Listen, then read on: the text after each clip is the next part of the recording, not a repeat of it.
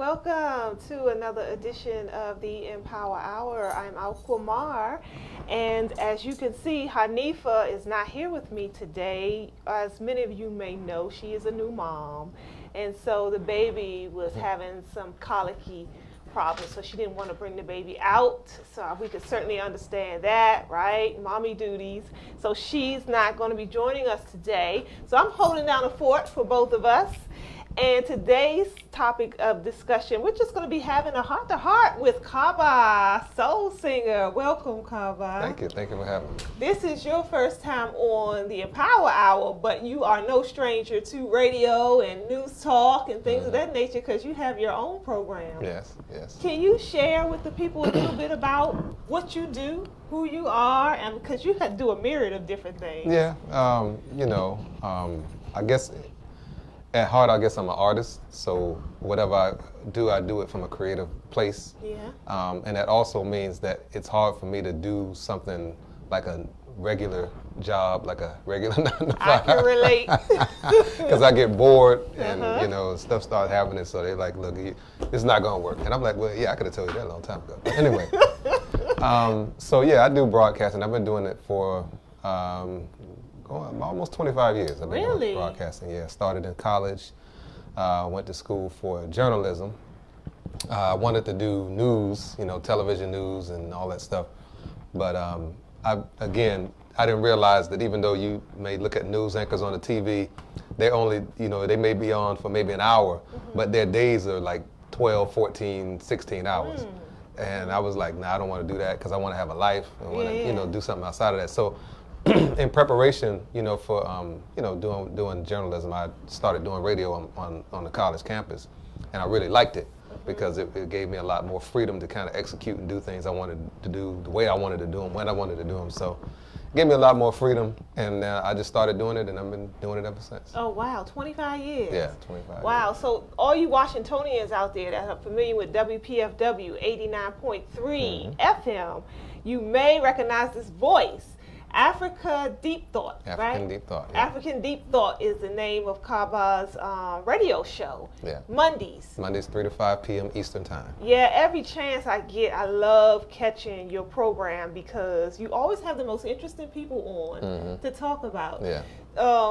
And so it's such a scholarly show. Yeah, so how did you find your way into that type of realm where you're interviewing scholars? It's a marriage between, just my love of our history, of African history and culture, and then just bringing together the radio thing. Another thing, reason why I didn't do the network broadcasting, TV journalism thing is because, number one, they don't tell the truth. I know that's not a shock to a lot of y'all. They don't tell a lot of, and I thought that I could get on there and change the world, and it's like, it don't really work like that, brother. They got a script, everybody reads the same stuff, you flip whatever channel on the news, they all telling the same stories. True. Except for maybe a human interest story at the end of the broadcast, but for the most part it's the same thing. So I realized that I could actually marry, my love for our history with my love for broadcasting. And so I started, when I was doing like hip hop and R&B kind of stuff. So I built some relationships with different people, and then that enabled me to kind of, reach out to certain scholars and whatnot, and just put that together, and radio is still a very intimate, thing, even more so than TV, because people will, you can't nowadays you can a little more than others, but still people listen to the radio. They want to hear, they're in the car, they can do it in the house, you can stream it online, what have you. So it's still a viable medium for people to get information. And, and the people apparently, like what they hear. So people like yourself, so yeah, they want to keep it going. That's a good point you mentioned about the radio. I remember hearing a study or something recently. They said that people, the commercials that come on radio are more effective than actual television commercials. They said something about the senses, your hearing senses, it resonates more than versus visual, something of that. And I found that fascinating. But just think about, like if you might have heard a person who might be visually impaired or blind, they might say they can't see, so that actually heightens their other perceptions. Yeah. And so when you listen to the radio and you listening to something that's really like interesting and engaging to you, you're really paying attention. Yeah. Like if you're watching it on TV, you sometimes will you might just veg out, and you just be sitting there watching TV and you might not even remember what you saw. It's almost like when you're driving a long distance, you know. Sometimes you get locked in. I guess they call it road, I don't know, whatever. Yeah. Where you just kind of just locked in and you just forget, like, right. how long? I've been doing this for 3 hours, you know. So when you're forced to listen, it causes you to kind of engage more mentally, and they call it theater of the mind in radio, where you have to paint a picture in people's minds, when you're broadcasting, and doing that actually helps them to engage you more than necessarily watching TV. Okay, interesting stuff. Going back to what you mentioned about the hip hop, the personalities in radio, that they go according. Even the radio personalities go according to a script. Oh yeah, everything's they have a playlist for everything. Like everything that we hear, which is why you hear the same, 4 or 5 songs every hour. But even the personalities, they can't say certain things, or or get points. They can say it, but the problem is that when they come back to the building the next day, their key card might not work. Oh wow, interesting stuff.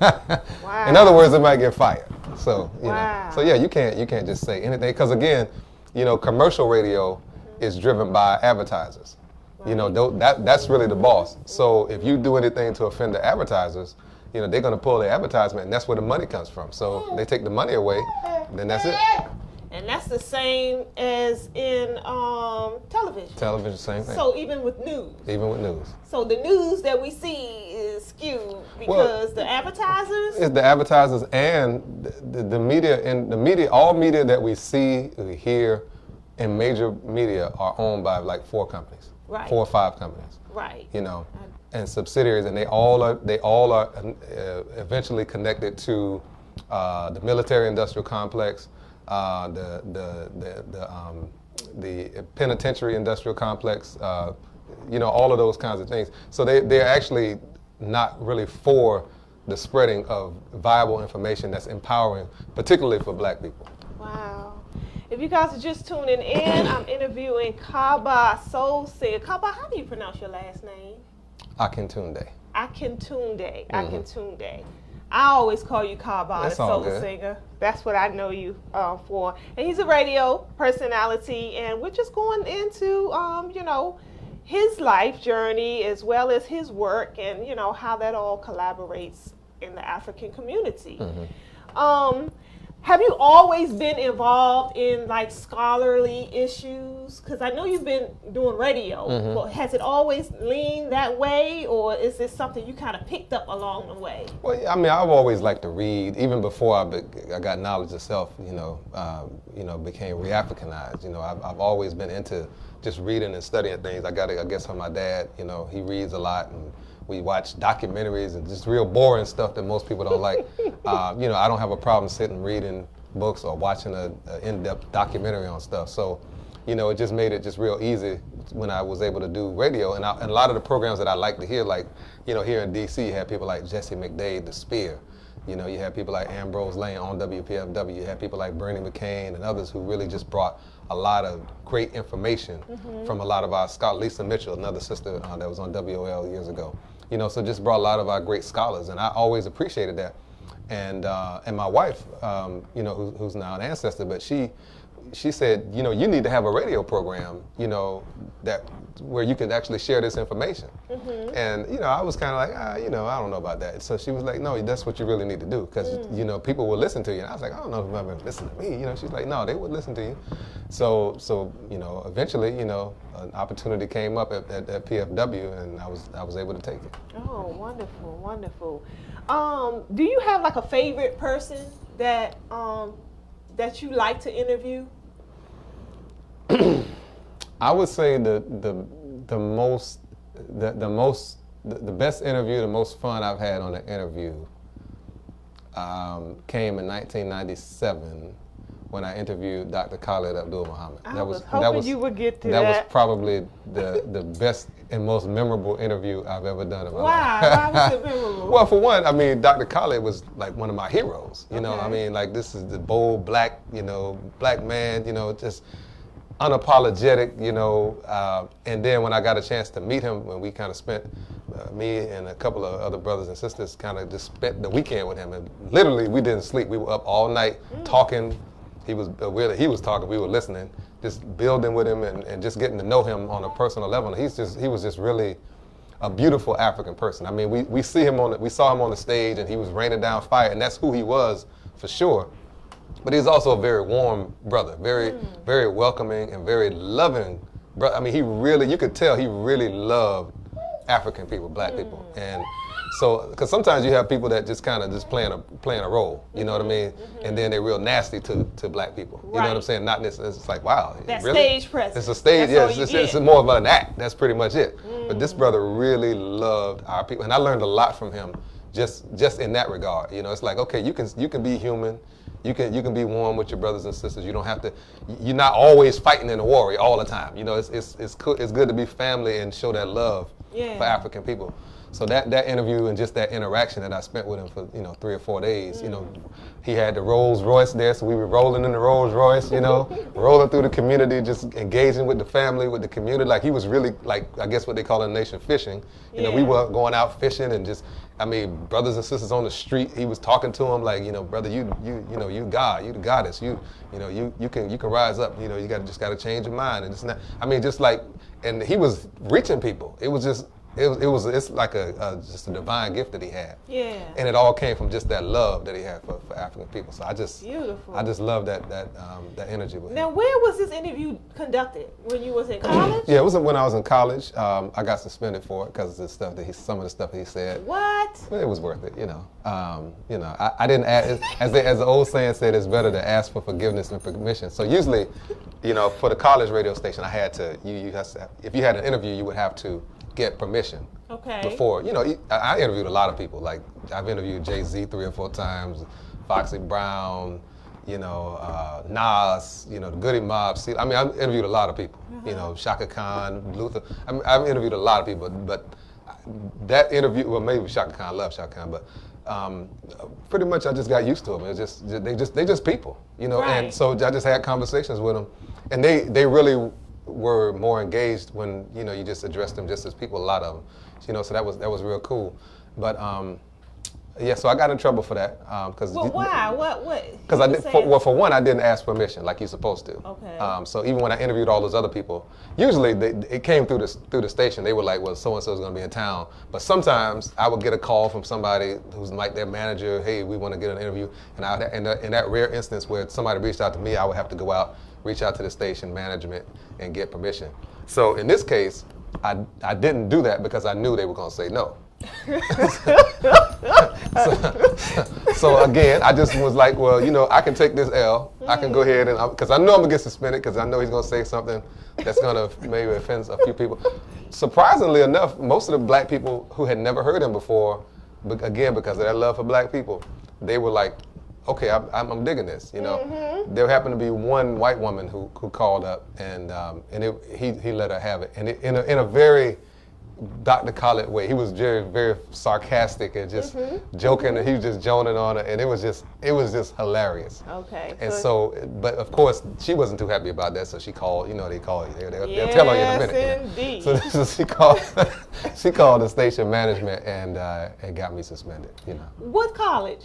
It was Hampton University. Hampton. Yeah. Good old conservative Hampton University. Interesting stuff. Yeah. Is that interview still available for the public if they wanted to go back and I haven't posted. I've had it. What's that? 22 years ago, almost. I would love to hear that. It was September of 1997. So, yeah. I mean, I will post it. I have a YouTube site, African Deep Thought. It's African with its K. So I'm going to post it within the next week. So, please do. Yeah, I appreciate that. People would definitely love to hear that. So that would be your most memorable? Yeah, most memorable. Okay. Do you have like a favorite interview that you've done? I mean, I mentioned like Shaka Khan only because I think I'm the biggest male Shaka Khan fan who's not gay. Mm-hmm. You know what I mean? Because I love Shaka like Shaka Khan is just like one of the best voices ever. Yeah, really. I just love her. Yeah. I mean, so when I met her, it was actually at the jazz festival, and she was she had just come off stage, and back then she was still battling with drugs and stuff. You can kind of tell. She's since gotten clean over the past couple of years, but but she's still kind of ingratiated. She was real like she didn't want to do it. But my approach to her, I think, kind of softened her up, and she was like, before the interview was over, she was just like real cool. So I just love me some Shaka Khan. Yeah. So that was my.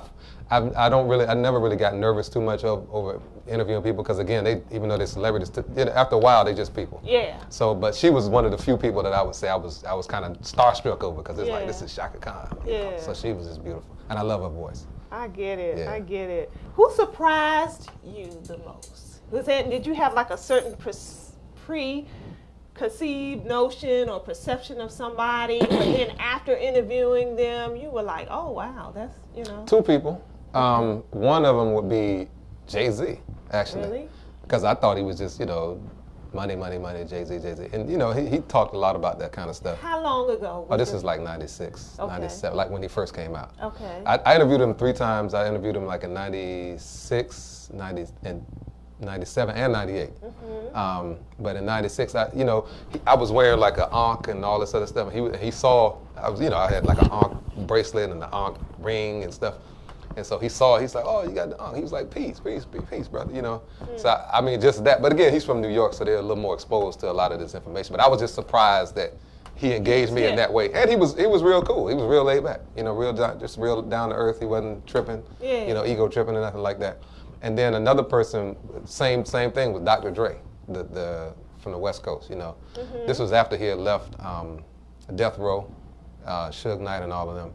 And so he had a solo album out where one song he had called I've Been There and Done That. And he was basically saying he was moving away from the gangster stuff.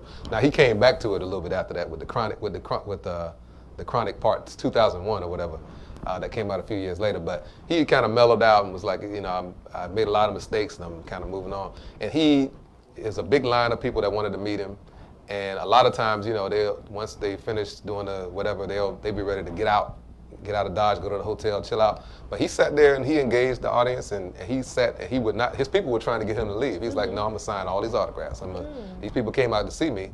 It's only. I mean, what I look like, they're not gonna get the chance to see me next week. I'm gonna do this now. I'm gonna sign the autographs. So I thought that was cool. So I was surprised by that. Yeah. By the way that he kind of was really open to his fans. So, Oh, that's good to know. Yeah. I know JayZ got pulled into a little bit of controversy around radio in DC not long ago, maybe about 10 years ago. The Go-Go thing. You remember that? I don't remember that. I think it was 95 that interviewed somebody on 95, and he used some go-go in one of his songs, and the radio guy asked him why didn't he give credence to the go-go scene, and he kind of shot back and was like, we always that's what we do. We sample from all over. We don't give no credence or something like that.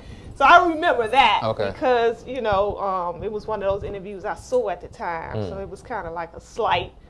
But shout out to JC anyway, all love to him. Anybody surprised? Oh, I asked you that question. I'm sorry. What did you learn? Who did you learn from the most? Is there somebody that really... It's a couple of people. I mentioned Lisa Mitchell, who used to be on WOL. She used to do, WAM station here in DC, 1450, Kathy Hughes' station. She was just a really good interviewer. I like the way she engaged with her guests. She would ask her questions, and it was like it was coming from a place where if I was there, I'd ask that question. So she was really like locked into the interview. And then another person I would say was again like Jesse McDade, who used to be on WOL. Just his fire and just his energy and his uncompromising stances on stuff, to the point where he ended up getting let go from like Morgan State. I think he was there because he was just super black, which a lot of black colleges unfortunately very conservative. Yeah, I'm hearing you name these black colleges. Yeah. You get suspended. Well, the boards are not. If you look at the board of directors for most black colleges, they're not black people. It's usually somebody else. Because but that's the legacy of those places. So they were started for us because they didn't want us obviously to go to their colleges. So they had colleges for us, but they still maintain control. There's a book called White Architects of Black Education. I forget the author's name right now. But it kind of goes into that, about how even though we have, black colleges, in name, a lot of them are still controlled by people who are not black. Almost all of them.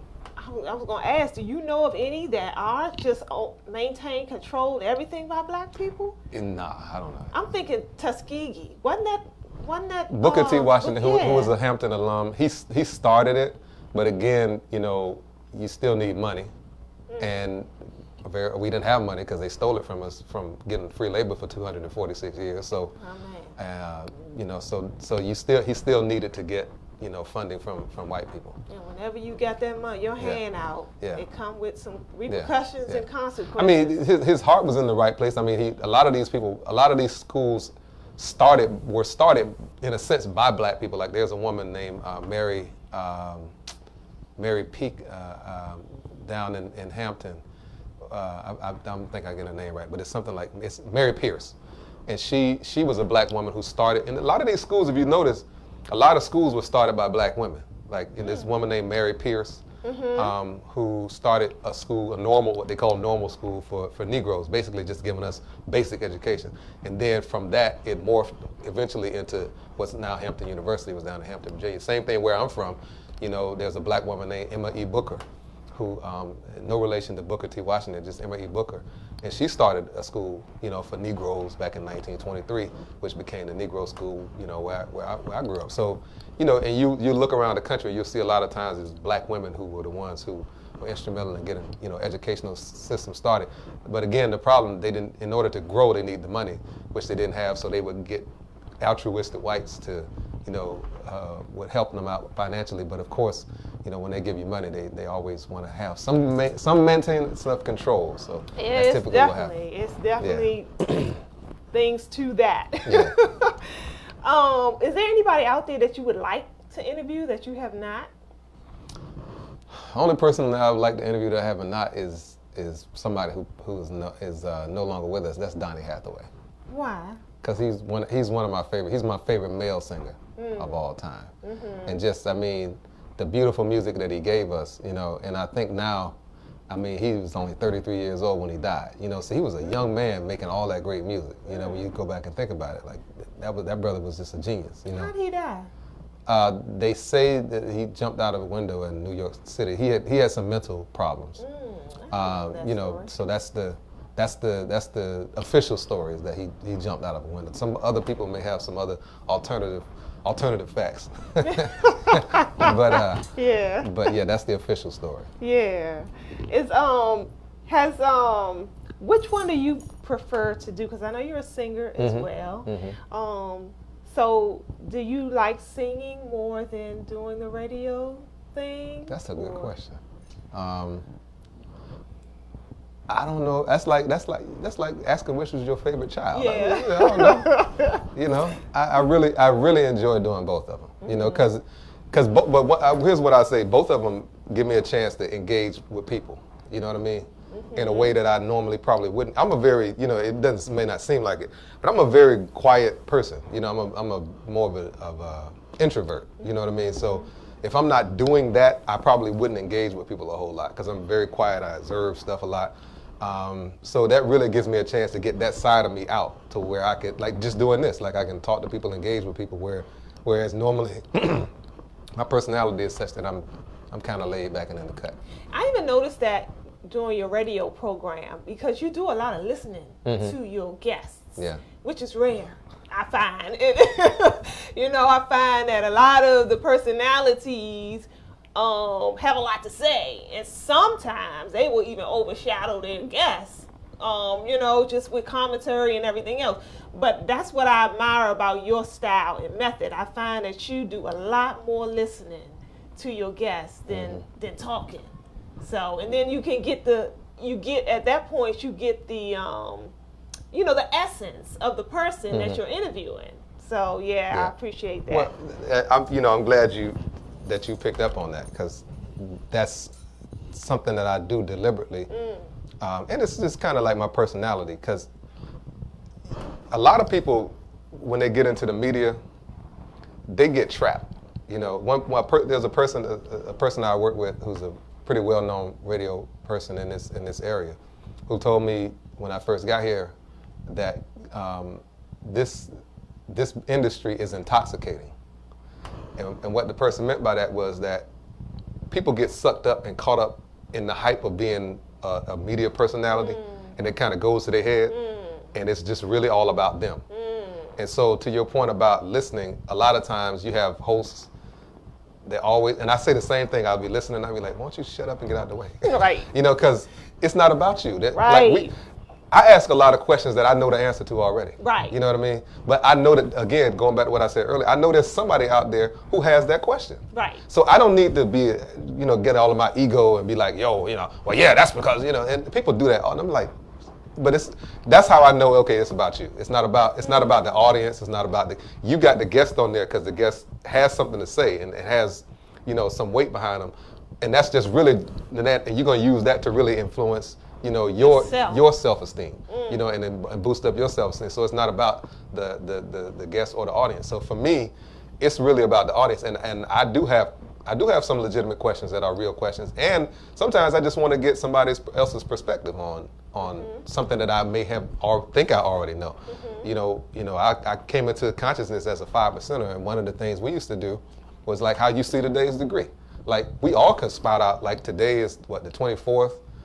So it's like, wisdom, culture, all being born in equality. So we all have the memorization of the lessons and we can all spit that out. But then it's also how do you see it? And it's like, okay, so what's your perspective in your own words? How do you see it? Not just regurgitating what's in the lessons, but how do you see it? Because that shows what you know. So, and then it also will expand, everybody else's, understanding in the whole cipher. So if I'm asking a question that I already know the answer to, just like I already know the answer to the lessons, you might still give me a perspective that might broaden me, and I'm like, okay, I never thought of it like that. So still, but when you're in your ego, you're gonna answer the question because you know it all, So and you end up shortchanging yourself because you're so into your ego. So shut up and move back.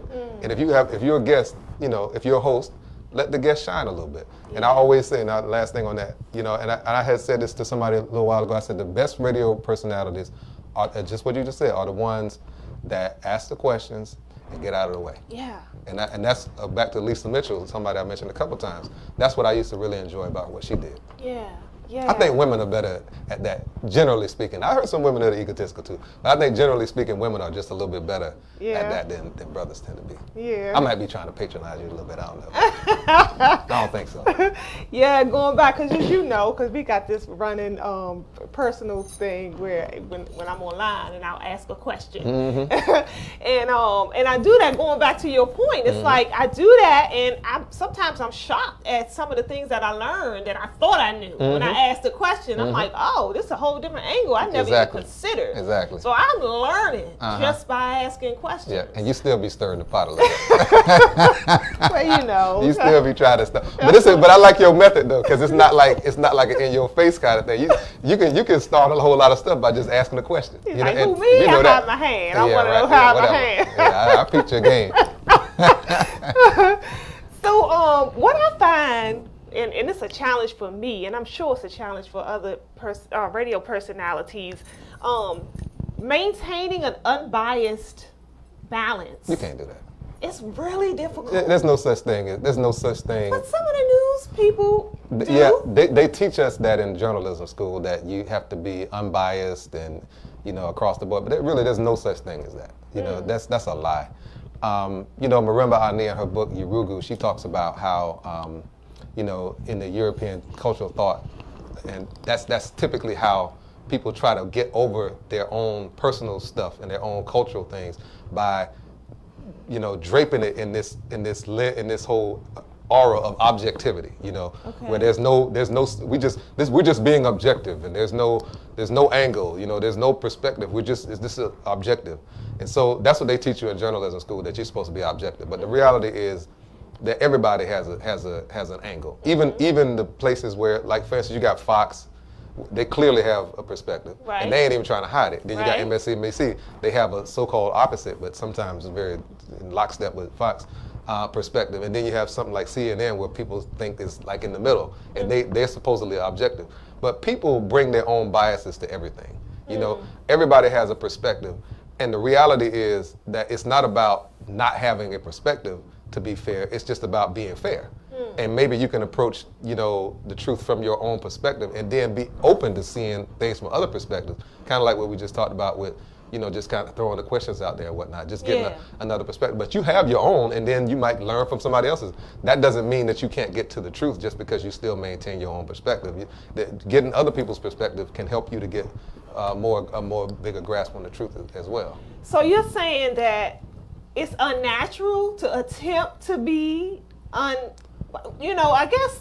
See, in front of the camera, though. In anything, we all come with our own biases and our own perspective. The whole thing is you just have to be open to other people's perspective. Okay. That's where people get shut off, and then people will pretend like they're being objective when really, in reality, they're not being objective. Yeah. You still are bringing your own perspective. So the reality, and the reason is because we all do that. Yeah. But people like to pretend like they're not doing exactly. Like we'll look at the news and they'll talk about something happened, another senseless shooting in Southeast today, and they bring in all of this stuff. Like for instance, if a police person kills a black person, right? Mm-hmm. The way they do it in the news, they'll say that, and then they'll go to, 3 years ago he got arrested for selling crack and this and that.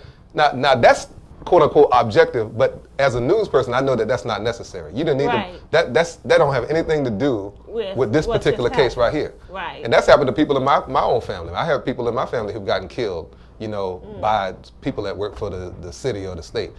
And that's the same thing they did. Now this person did have a drug issue, but they brought that up from like 10 years ago. He got arrested 10 years ago for crack or whatever. It's like, okay, but that ain't got nothing to do with y'all killing him. Price of tea in China today. How about that? Right. But again, coming from the lens of being objective, they throw that in there, but it's not necessary. So, and they do that, why? Because they have their own their own biases that they bring to the table, and they try to cloak it as if it is objective. And none of us are objective. That's the point.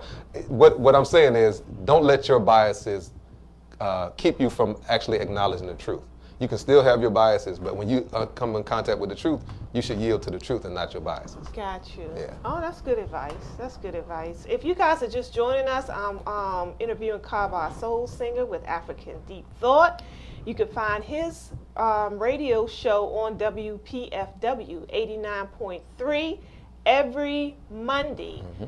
From 3 to 5 p.m. That's right. Yeah, so check him out because he's always interviewing somebody interesting. I know you were Runoko Rashidi. I think that was one of the last programs I caught when you were interviewing Runoko Rashidi on the program. And then you had Judge Joe Brown on your show the other day. Yeah, that was a great interview. I had a lot of people who was, there was a lot of pushback from some of the stuff that he said, because there's a lot of people who are on the kind of liberal side who didn't like some of his thoughts on the LGBT agendas, and he made a great point in saying that when you politicize anything, then it's open for debate. You can't make something a political issue that can affect the lives of everyone, and then turn around and say, well, you can't criticize it. No more than you can't criticize somebody dealing with gun control or legalization of marijuana.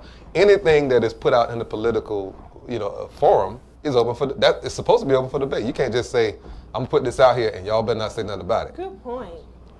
What's that? Right. Is you say this is a democracy or a dictatorship? I mean, so he made a really good point with that, and he was his point was he wasn't even against people doing whatever they do. He was just saying, just don't try to force me to accept certain things. Yeah. For instance, he brought the case of the case in Nebraska that Jeannie talked about once before, about the school putting the boys in the classroom in dresses without giving the consent to the parents.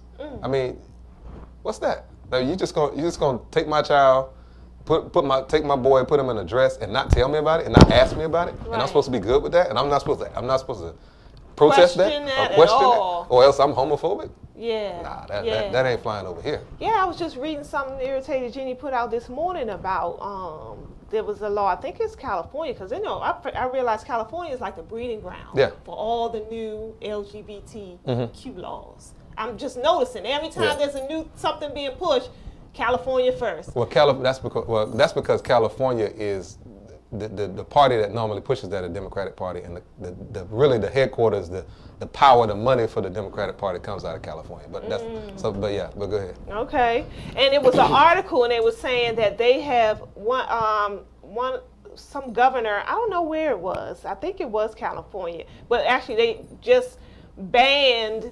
So therapists can't.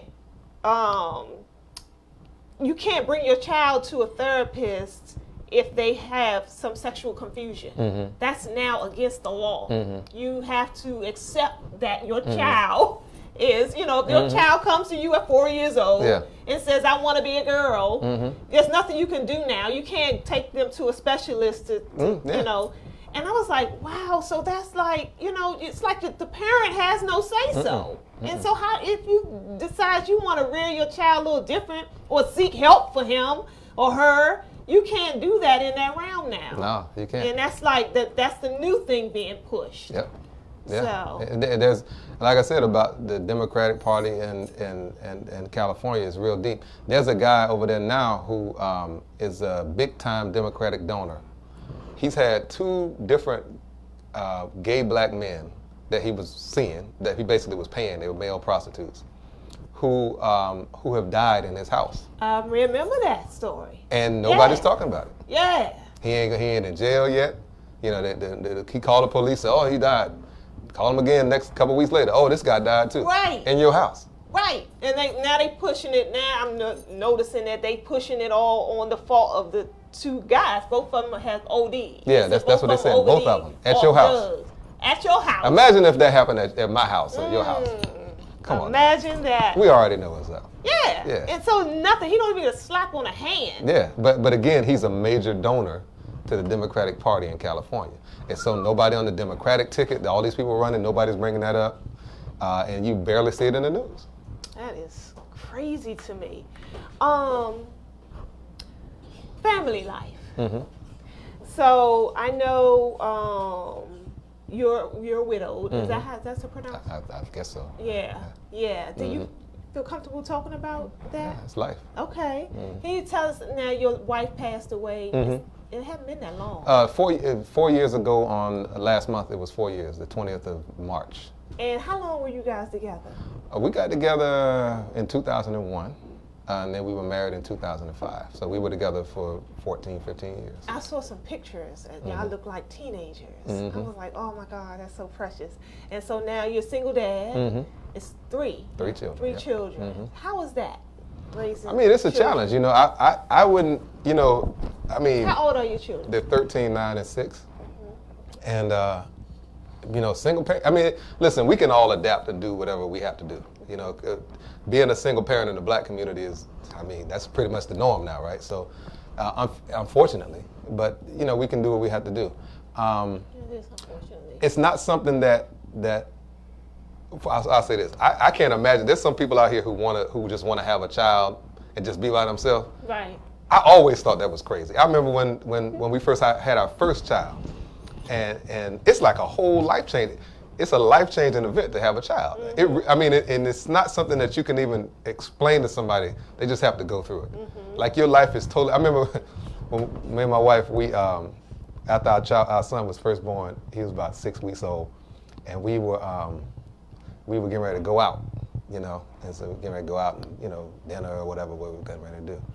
And so we got all dressed and everything, and we getting ready to go out the house. And we both looked at each other and started laughing. It's like, we got a baby in here. We can't just roll up out this joint. What the hell you doing? You got a baby. And that's what we did. We just fell out laughing. We just looked at each other. We getting ready to go out the door and looking at each other. Neither one of y'all. Yeah, because it's like, because we were so used to just getting up, because we were together for 4 years before we had a child, so we just get up and go. Yeah. It's like, no, you can't do that anymore. You got a child. Your life is different now. Like, your life is not yours anymore. Your life belongs to them children for as long as they're in your house. Wow. And even after that.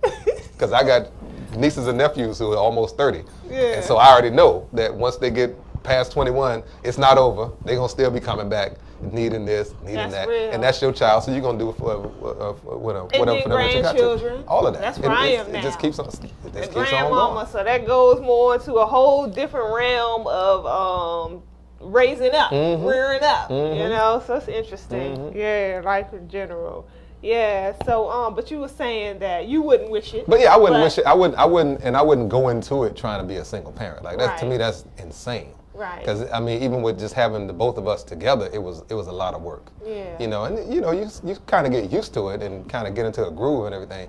But each child is a challenge. You know, it's like that's one thing. You know, I had the one child, and okay, this is cool. You know, because he was real. My oldest is real cool. Mm-hmm. I was able to take him anywhere. I used to take him to work with me, to the radio station. I used to take him to work. I used to take him to doctor's appointments with me and everything. He'd just be cool. Yeah. You know, but I thought that's how it was. But then when I had the next child, she was just like, like she needed my daddy to pick me up all the time. So it was like, it was a whole nother personality. And then this last one is just like, that's like my big challenge, you know, because he's just a grumpy old man in a little person's body, you know. Yeah.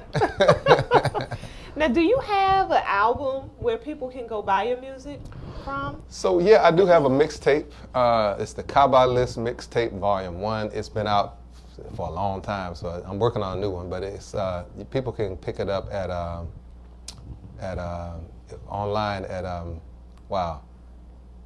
I forget the name of the website. It's been so long. Yeah. But wow, just blanking out on that one. But yeah, it's a black-owned website where people can download that and other like more positive African-centered type music. Yeah. But and then if they see you run into me, you know, you can hit me at Kaba Soul Singer, Kaba Soul Singer, Twitter, Facebook. You know, I can get you a physical copy as well. Okay. Now, is that how you would describe your genre of music? You said more black, soul-centered. Well, that's the word you use. I call it R&B-G, R&B-G, or R&B music. You know, it's soul music with an African center. You know, so I do all kinds. I do jazz, I do blues.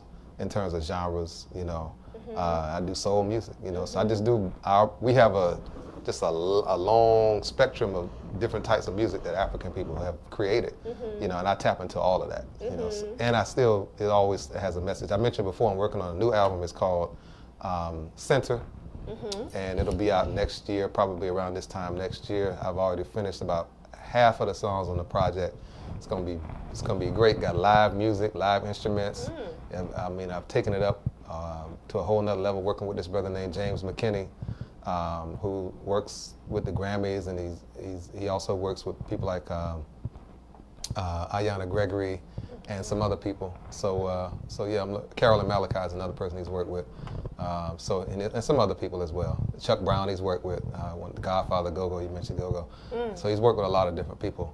And I'm really excited about this project. It's going to be really, really nice. That's what's up. Really, really nice. I know you're very inventive because I heard one time I was at a Kwanzaa event and you were performing and you came up with this whole Kwanzaa song.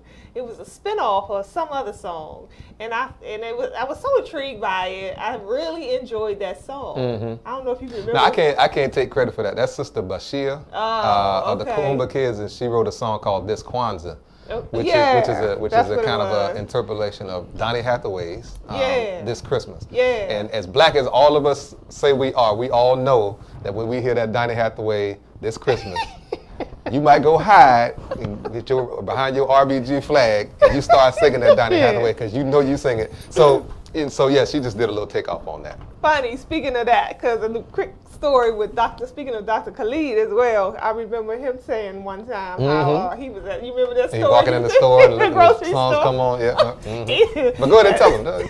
He was at the grocery store one day, you know, Dr. Khalid, you know, strong black power. You can't get no blacker, no more powerful than Dr. Khalid. And he was in the grocery store one day and found himself humming to the Christmas carol. Bells, jingle bells. And he said, damn, what you doing? Like, gotta talk yourself out of it. They got me. I mean, the music is something, man. It can be hypnotic. It can be weaponized. It can be used to sell propaganda. You know, and the music for Christmas it gets people in the mood. Yeah. You know, they get into the Christmas spirit. That's why you got radio stations all across the country. There's one here in this area. Right after, they used to do it right after Thanksgiving. They play all Christmas. Last year they did it right after Halloween. Starting earlier. A month earlier. They started playing Christmas music. Like right out, all day, all night, they play Christmas music. And their ratings are #1. They're never really the #1 station any other time of the year, but from October through January, they're the #1 station because they play all Christmas music. Because people want to hear that, and they get themselves in the mood, and they go out and spend more money. Wow. And you know it's systematic because I'm finding now more and more the stores. Mm-hmm. You can go now Absolutely. right after Halloween and see all this Christmas stuff all over. I'm like, wow. Yeah. And there's always, I mean, like every time you turn around, there's another holiday. Like as soon as now you can go get a whole bunch of eggs and stuff for 50 cents, you know, because you know the holiday done passed already. Now they're getting ready for Memorial Day. So it's like then after that, it's the 4th of July. Almost every Mother's Day, month. Father's Day. So it's like it's always something. It's always something. To keep you spending money into this system. It's interesting, and if we don't know what's going on, we get caught right in it. Yeah, and even when we do know what's going on, we can get caught up in it because it's pervasive. It's all over the place, and that's why being conscious is so important. Being aware, being conscious. So you have to always be consciously aware of what's going on because subliminal suggestion speaks to your unconscious, and the unconscious is always on. Yeah. Even when you're sleeping, it's always on. Yeah. I mean, and that's not Kaba saying that. That's psychologists that have said that. Yeah, and that's why I refuse to just sit and watch TV. You know, and it's been an argument on both sides. Some people say, "Well, I'm conscious. I understand what's going on." I'm like, I know my subconscious mind. There's stuff still seeping in, so I don't even want to, introduce my subconscious to a lot of the madness that's out there. So I stay away completely. But if you want to buy me a Christmas present, you'll accept. Yeah, I got it. I might not celebrate it, but if people want to give me if you want to give me a present, I'm all good. December 25th. We are interviewing Kaba. Oh, your birthday is on Christmas? No, it's not. Oh. We are. Yeah, it's on Christmas. Yeah. Yeah, send me a Christmas.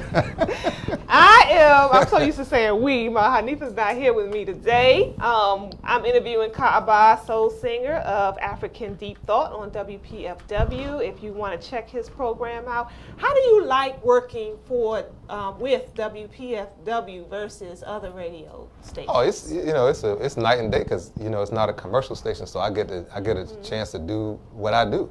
I'm not inhibited for the most part from saying or doing what I want to do. So if a Dr. Khalid called your station, your show today, and said the same things he did when you got suspended from, what do you think? Would it be the same response at WPFW? No, not for that.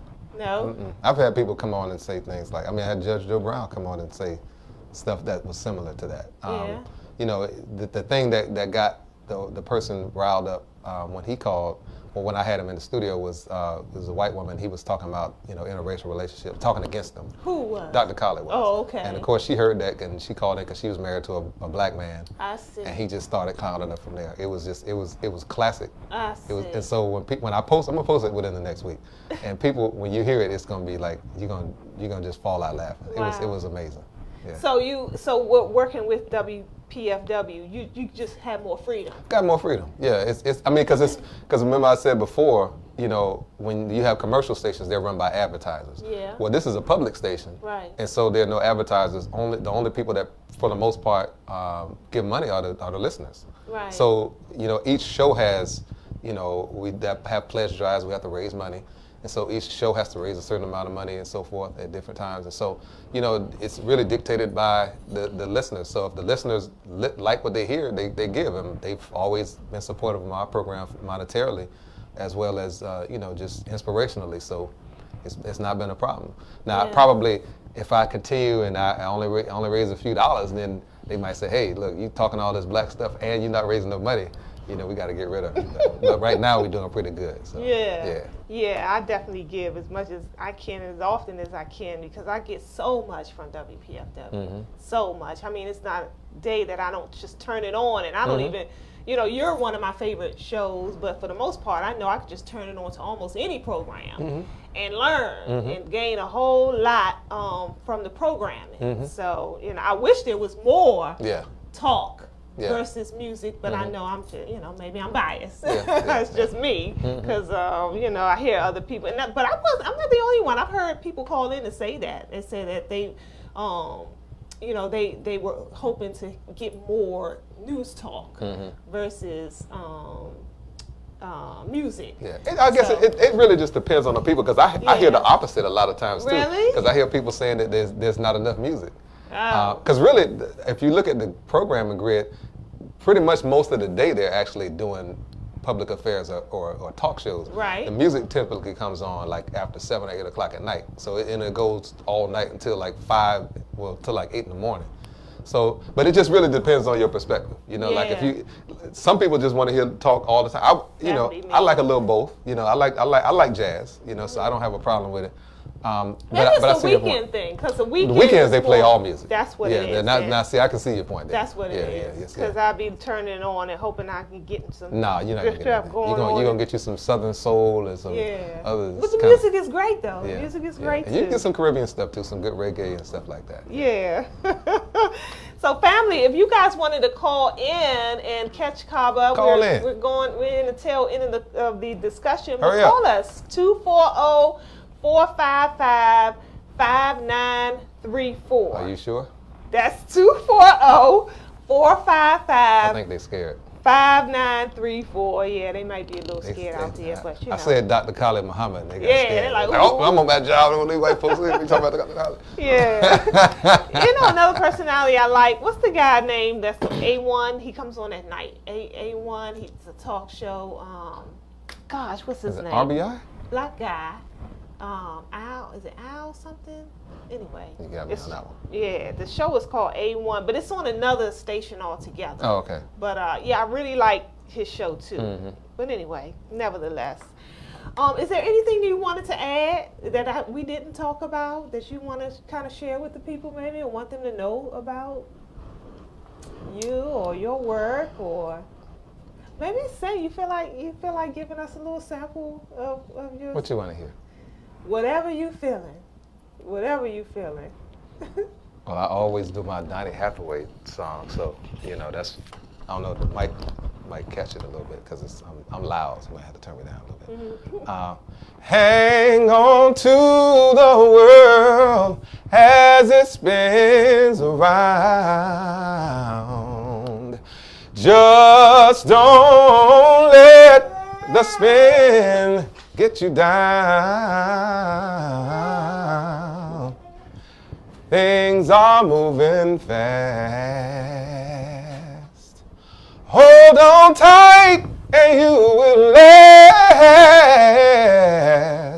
Keep your self-respect, your woman and manly pride.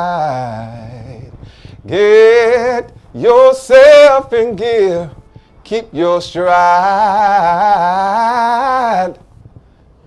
Never mind your fears. Brighter days will soon be here. Take it from me. Someday we'll all be free. Oh man, that's one of my favorites of yours. Thank you. I actually recorded that on my mixtape too. Oh yeah? Yeah, on the mixtape that I talked about that I did some time back, the Kaba mixtape, Volume 1, Soundtrack to the Struggle. Yep. Oh. Track number 7. All right, and then be looking out for your new stuff. Yeah, we're looking out for it. Yeah. I think that's a good place to end it. All right. Right there. Someday we will all be free. We'll all be free. I love it. Thank you so much, Kaba. Appreciate you coming in. Thank you. All right. All right, family. This has been your Empower Hour. Again, Hanif and I, we do this every Wednesday from 2 to 3 p.m. We come to you with impactful topics of discussion that affect our everyday lives. So we will see you this time, same place, next week. Take care of each other out there. Peace.